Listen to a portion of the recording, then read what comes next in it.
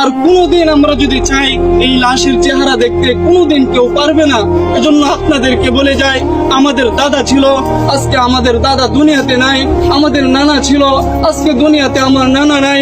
অনেকের বাবা দুনিয়ার জমিনে ছিল, আজকে আমাদের বাবা অনেকের হারায় গেছে। এজন্য আপনাদেরকে আমি এই জানাজা থেকে একটা মেসেজ দিয়ে যেতে চাই।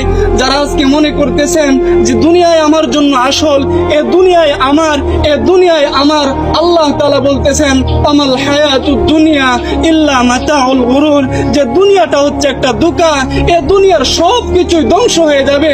আমাল হায়াতুদ দুনিয়া ইল্লা মাতাউল গুরুর, যে দুনিয়াটা ধোঁকা। আজকে তোমার স্ত্রী, সন্তান, আত্মীয় স্বজন এরা সবাই ধোঁকা।